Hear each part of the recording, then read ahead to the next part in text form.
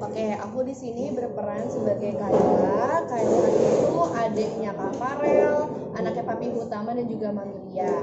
Untuk karakter Kayla sendiri, dia itu she's very fun, energetic juga. Terus karena dia berada dari keluarga yang sangat cukup, dia berkesempatan untuk melanjutkan pendidikan sejak dia kecil ke luar negeri atau New York, bisa juga kita bilangin New York.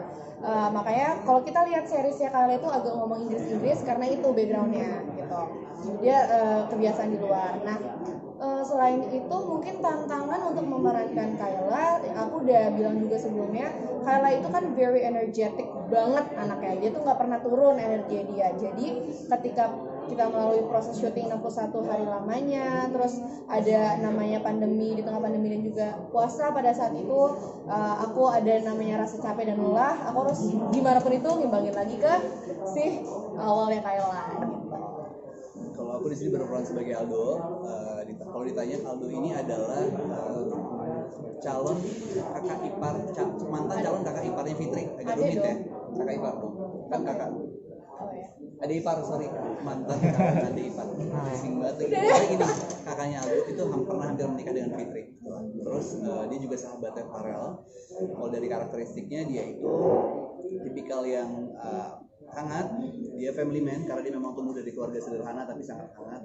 Terus orang yang sangat bisa dipercaya, dia tahu targetnya apa, dia tahu dia mau kemana. Hampir sama sih sebenarnya sama Farel, cuma bedanya dia lebih humble, lebih hangat, terus lebih nggak sengak atau nggak sombong. Ya, kalian berdua tuh bangun chemistry-nya seperti apa sih? Pakai apa? Apa nggak? Bangun chemistry seperti apa? Cara membangun chemistry. Paling antara Aldo sama Kayla kita sering ngomong on location ya Kak? Ya, pasti banyakin ngobrol sih, banyak cerita. Karena kita juga baru kenal di project ini. Terus pas reading gitu kan, tapi juga ternyata si Jamie ini orang yang sangat mudah sekali untuk diajak ngobrol, untuk berkomunikasi. Dia orangnya tuh lebih cheerful banget gitu loh. Jadi kayak kita diam, dia bisa mengimbangi, dia bisa mancing untuk ngajak ngobrol, cari topik dan lain-lain. Tuh sangat dimudahkan sekali dengan ada dia sih. Kalau diem ketemu diem tuh bakalan susah. Terus juga ya paling banyakin ngobrol sih, tahu latar belakang dia, karirnya, terus kecil dia di mana, rumahnya di mana, keluarga siapa dan lain-lain. Lo intim banget. Karena semakin kita tahu latar belakang dia, disitulah kita tahu gimana cara untuk masuknya tuh lewat mana gitu loh, untuk bisa membangun chemistry. Iya benar, tapi itu benar. That's true. Itu yang kita lakuin sih. Oke, kita sama-sama tahu lah ya, Cinta Fitri mungkin udah fenomenal apa dulunya. Se-excited apa kalian bisa berperan di film? Very excited lah kalau ditanya seberapa excitednya ya gitu. Kayak waktu pertama kali aku melalui proses casting kalau aku pribadi, karena ini project debut pertama aku juga. Pas aku casting itu dikasih tahu untuk Cinta Fitri. Nah dulu tuh aku nonton tapi aku bukan yang ngikutin. Aku nonton karena keluargaku nonton dan aku juga masih kecil kan. So kayak recalling my memory kan, Cinta Fitri bentar-bentar, Cinta Fitri itu bukannya sinetron zaman dulu ya gitu kan. Terus kayak aku nanya ke orang castingnya, Kak ini Cinta Fitri yang zaman dulu sinetron? Iya benar, kita mau remake jadi serial, mereka ngomong gitu. Terus abis itu kayak oh gitu ya, terus kayak oh jadi seru banget, kayak I'm so excited gitu pas ikut casting ini sih, to be honest gitu. Ya kalau ditanya pasti happy banget, bahagia dan bangga bisa menjadi keluarga Cinta Fitri gitu ya. Itu sih palingan happy, bahagia banget. Terus ke distract. Apa tadi pertanyaannya? Se-excited apa?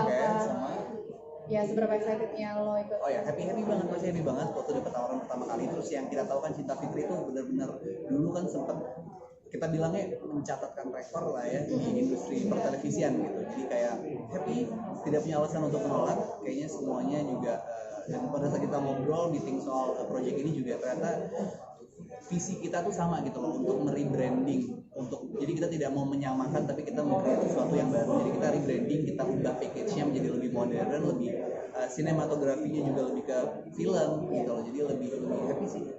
Tapi sebelumnya punya beban nggak sih memerankan tokoh yang dulu sinetronnya sempat booming banget? Ya kalau ngomongin beban pasti kita ada konsiderasi besar lah gitu untuk memerankan sesuatu hal yang udah legend, yang udah memikat di banyak hati masyarakat gitu kan.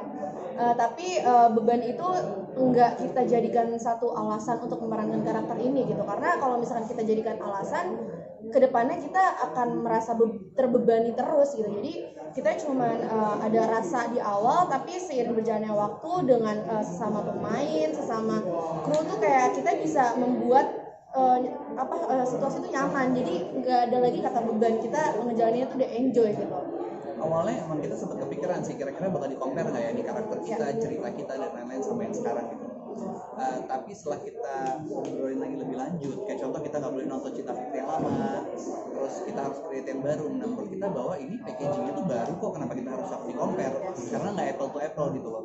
Yang Cinta Fitri yang lama tidak akan pernah tergantikan sampai kapanpun, dia akan tetap jadi yang terbaik. Dan kita berusaha untuk melahirkan sesuatu yang baru, sesuatu yang bisa menjadi terbaik masa kini. Jadi nggak bisa di-compare. Ya, Oh, itu nggak boleh nonton yang sebelumnya. nggak boleh. Jadi bukan dilarang ya, tapi tidak disarankan. Karena kalau disarankan takutnya kalau kita nonton kita mencontek karakter tersebut. Tapi kalau misalnya kita tidak disarankan untuk nonton, kita lebih ke explore kemampuan acting kita untuk bisa create karakter yang baru. Tingkat kesulitannya lebih tinggi dong berarti ya. Sebenarnya iya, mungkin lebih tinggi tapi lebih nggak beresiko. Iya benar. Karena kalau kita harus sama persis kayak yang lama itu justru beresiko, karena orang akan compare. Kok body language-nya beda sih Aldo yang dulu sama Aldo yang sekarang? Kok biasanya Aldo masukin kantong, kok ini enggak ya gitu. Iya benar. Proses syutingnya sendiri udah selesai atau masih berjalan atau gimana? Udah selesai. Oh, udah selesai. Udah selesai dari bulan Juli, kebetulan awal Juli, tanggal 1 Juli itu udah selesai. Nah, kalian berdua sama orang-orang sekitar punya komentar apa ketika melihat ini kan sudah tayang ya di Oktober kemarin ya? Seperti apa, gimana? Ada Komentar dari orang-orang. Ada orang dari kalian sendiri dan peran kalian di Oke. series ini? Kalau dari aku pribadi, aku sangat sangat puas banget di luar ekspektasi kita ya. Kayak hasilnya bagus banget gitu, benar-benar pokoknya the best banget sih gitu. Kalau komen-komen dari orang luar ya mungkin alhamdulillahnya, puji syukurnya feedbacknya juga bagus, kayak mereka merasa puas, mereka bisa merasakan kangen-kangenannya tapi dengan packaging yang beda gitu, lebih fresh dan lebih milenial, lebih relate ke zaman sekarang juga. Paling itu sih. Ya, hampir sama sih sebenarnya. Intinya ya kita ngerasa kayak lebih happy sih, karena ini kan di-create dengan packaging yang baru. Terus juga banyak yang bilang kayak lihat drama Korea dengan mungkin kita bikin versi Indonesianya gitu loh. Maksudnya berarti editingnya, tone warnanya, wardrobe yang kita pakai, vibes-nya, terus setting dan lain-lain itu sangat memanjakan mata sampai mereka bisa bilang gitu.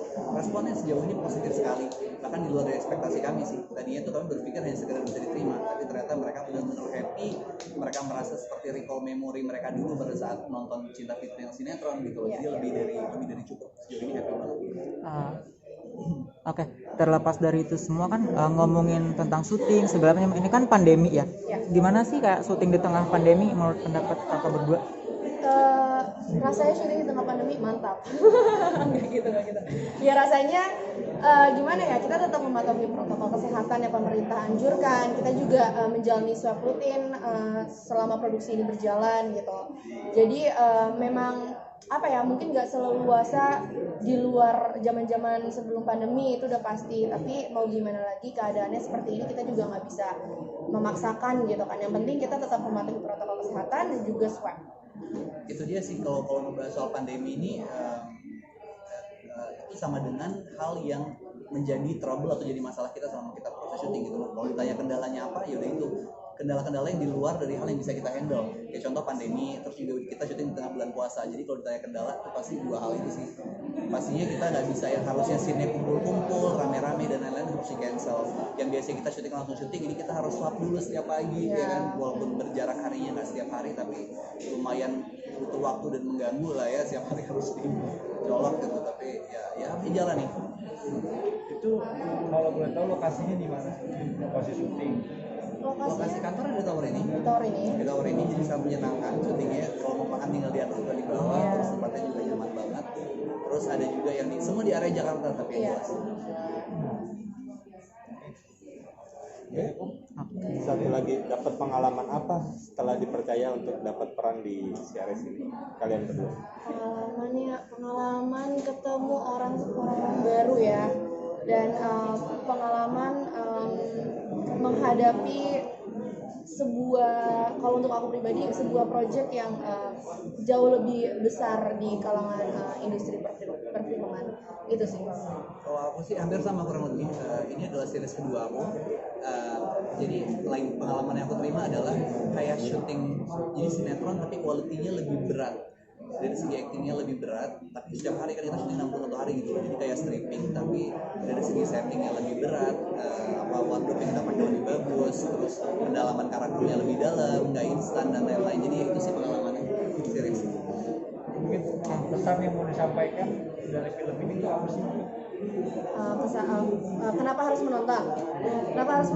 Karena series ini benar-benar relate di kehidupan nyata, dan juga udah dikemas dengan milenial atau zaman sekarang. Jadi untuk generasi baru yang mungkin pada zaman Cinta Fitri tayang itu masih umur kecil banget atau benar-benar belum pernah nonton, kalau mau ikutin series kita yang sekarang itu jauh lebih enteng dilihatnya gitu. Ya. Kalau ditanya pesan apa yang mau disampaikan oleh Cinta Fitri, pastinya poinnya hampir sama juga dengan Cinta Fitri yang ada di sinetron, bahwa cinta itu tidak memandang kesetaraan sosial ya. Jadi cinta itu untuk siapa saja. Terus untuk kalau apa yang kenapa harus nonton Cinta Fitri, yang pasti ini adalah paket lengkap. Buat saya ini adalah paket lengkap buat kalian semua yang suka drama, kalian yang suka komedi, kalian yang suka romance, karena semuanya ada di dalam sini. Dan memanjakan mata sih, karena menurut saya wardrobe-nya bagus banget, setting lokasinya bagus banget, view-nya semua bagus banget. Jadi menarik sih. Bukan hanya jalan cerita dan aktor-aktornya aja, tapi faktor-faktor pendukung ini semua juga totalitas. Produksinya total banget. Produksinya total. Omar?